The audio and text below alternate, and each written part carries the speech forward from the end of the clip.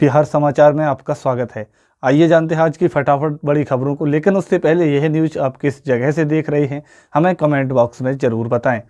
BJP ने आरोप लगाया है कि बिहार के पूर्व डिप्टी सीएम तेजस्वी यादव पटना में सरकारी बंगला खाली करते वक्त ऐसे ही सोफा, गमले और उखाड़ कर ले गए। इस मुद्दे पर सूबे की राजनीति गर्मा गई है और आरजेडी ने इन आरोपों को खारिज कर दिया है।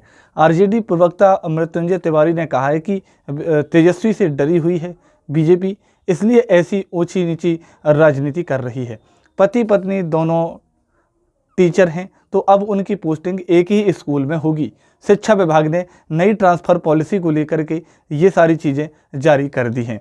बीपीएससी और सक्षम परीक्षा पास करने वाले के साथ साथ सभी पुराने अध्यापकों को अपने गृह जिले में काम करने का मौका दिया जाएगा। गंभीर बीमारी से जूझ रहे टीचर को प्राथमिकता मिलेगी। लैंड फॉर जॉब केस में राजद सुप्रीमो लालू प्रसाद यादव ने समेत 9 आरोपियों की जमानत मिल गई है। दिल्ली के राउज एवेन्यू कोर्ट ने 1-1 लाख के निजी मुआवजे पर जमानत याचिका मंजूर कर ली है। अगली सुनवाई 25 अक्टूबर को होगी। पूर्णिया में पुलिस ने 3 लाख के इनामी डकैत बाबर को एनकाउंटर में मार गिराया।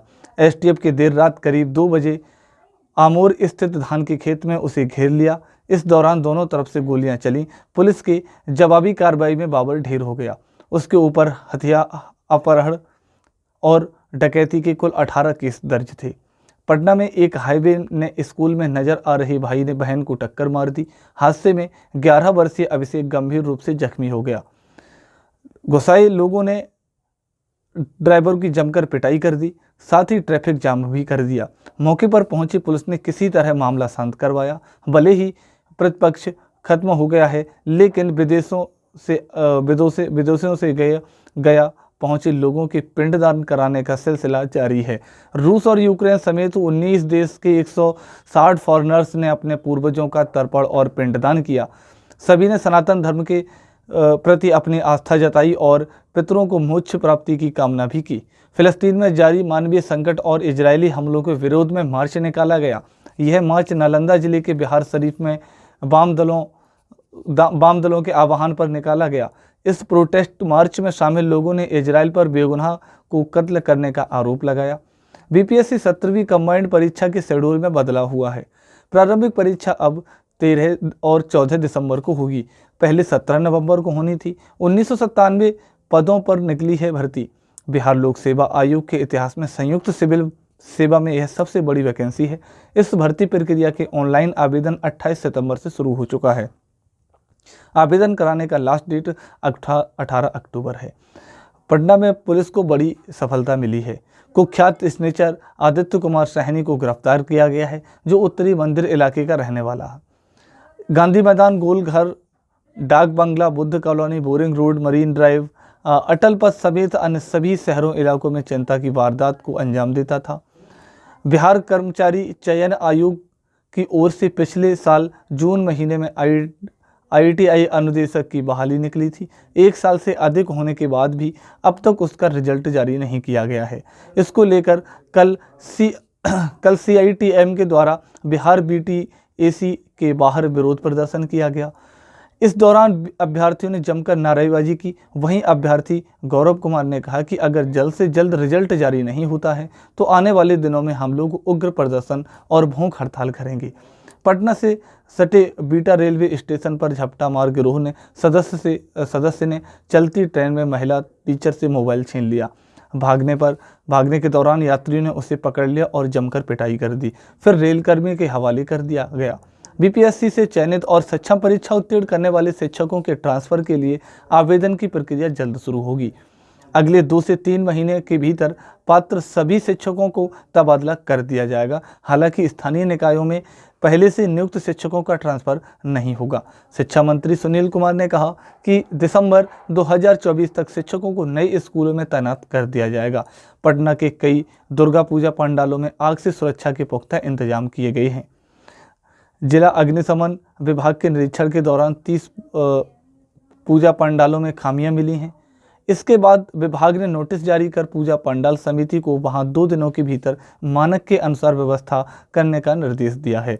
इन पंडालों को दोबारा निरीक्षण किया जाएगा। अगर कोई कमी मिलती है तो पूजा पंडालों को सील करने की कार्रवाई भी की जाएगी। बिहार के सरकारी स्कूलों को कुपोषित बच्चों के पोषण और स्वास्थ्य व्यवस्था को प्राथमिकता दिए जाने का शिक्षा विभाग ने निर्देश दिए हैं। इसके तहत स्कूलों में कुपोषित बच्चों की पहचान करने की जिम्मेदारी क्लास टीचर को दी गई है। छात्र क्या नाश्ता करके स्कूल आया है और स्कूल में उसे मेनू के अनुसार दोपहर का भोजन मिल रहा है या नहीं, यह सारी जानकारी क्लास टीचर की रखनी होगी। बिहार के पिछले 7 माह से सर्वाधिक 636 सड़क दुर्घटना में सबसे कम 39 से बाहर में दर्ज किए गए हैं। इन 7 महीनों में राज्य का कोई भी जिला सड़क दुर्घटना से अछूता नहीं रहा। मुजफ्फरपुर सड़क हादसे के मामले में राज्य के दूसरे स्थान पर रहा। जनवरी से 31 जुलाई के बीच में राज्य में 6456 मामले दर्ज किए गए हैं। जानकारी के अनुसार बिहार में 80% सड़क दुर्घटनाएं मानवीय गलती से होती हैं।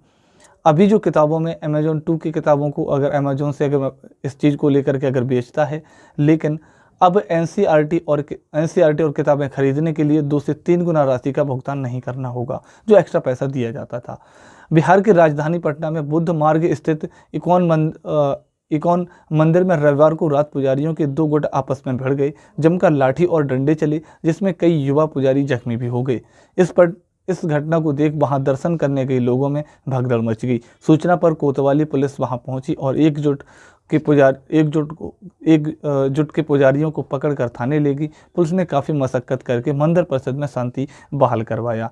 तनाव नहीं फैले, इससे देखते हुए पुलिस ने पेट्रोलिंग बढ़ा दी है। सरकारी शिक्षकों के लिए नीतीश सरकार द्वारा सोमवार को जारी हुए स्थानांतरण नीति में महिला, विधवा, दिव्यांग एवं गंभीर रूप से बीमार टीचर को ट्रांसफर एवं पोस्टिंग की तरजीह दी जाएगी।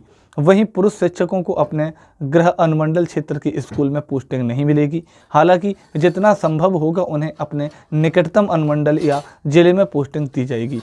बिहार के ट्रेनों में सफ़र कर रहे यात्रियों को सतर्क रहने की ज़रूरत है। ट्रेन के अंदर और बाहर प्लेटफॉर्म पर चोर गिरोह के सदस्य सक्रिय रहते हैं। त्योहारों में अपने घर लौट रहे प्रवासियों को भी यह अपना शिकार बना लेते हैं। ऐसे कई मामले सामने आए हैं जब ट्रेन के अंदर ही यात्री का सामान गायब कर दिया गया। यात्री के वेश में यह चोर भी ट्रेन के अंदर सफ़र करते हैं। थोड़ी सी लापरवाही भी आपको महंगी पड़ सकती है। खासकर उन यात्रियों को यह निशाना बनाते हैं जो गहना या लैपटॉप के साथ लेकर सफ़र करते हैं। दिल्ली के राव जबनी कोर्ट ने बिहार के पूर्व मुख्यमंत्री लालू प्रसाद यादव और उनके बेटों को लैंड फॉर जॉब मामले में जमानत दे दी है। इस मामले में लालू प्रसाद यादव के साथ उनके दोनों बेटों तेजस्वी यादव और तेज प्रताप यादव भी अभियुक्त हैं। हालांकि इन सभी को लाख रुपए का बेल फंड भरना होगा।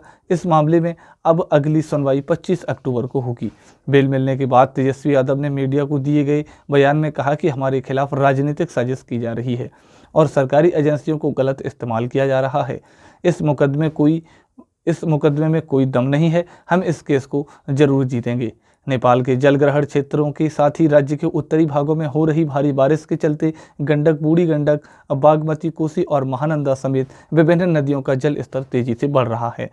जल स्तर में वृद्धि के कारण राज्य के 13 जिलों के बड़ी आबादी प्रभावित हो रही है। ताज़ा जानकारी के अनुसार नेपाल से बड़ी मात्रा में पानी छोड़ा गया है, जिससे पश्चिम चंपारण, पूर्वी चंपारण, सिवान, गोपालगंज, सुपौल, सहरसा, अररिया, किशनगंज, शिवहर, सीतामढ़ी, पूर्णिया, मधुबनी समेत विभिन्न जिलों में हाई अलर्ट घोषित कर दिया गया है। सुपौल के वीरपुर कोसी में 12 से कल अपराह्न 4 बजे तक 549 की ओरस पानी छोड़ा गया।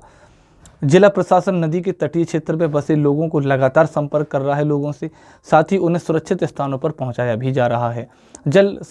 जल स्तर विभाग, सरसर विभाग, आपदा प्रबंधन विभाग, एनडीआरएफ टीम समेत विभिन्न विभाग के कर्मी लगातार निगरानी कर रहे हैं।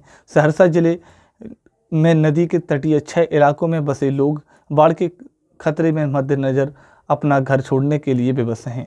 सुपौल जिले में कोसी नदी का जल स्तर बढ़ने के कारण जिला अधिकारी कौशल कुमार ने कोसी तटबंध का निरीक्षण किया। उन्होंने कहा कि हालात के मद्देनजर लोगों को सुरक्षित स्थानों पर शरण लेने की अपील की जाए।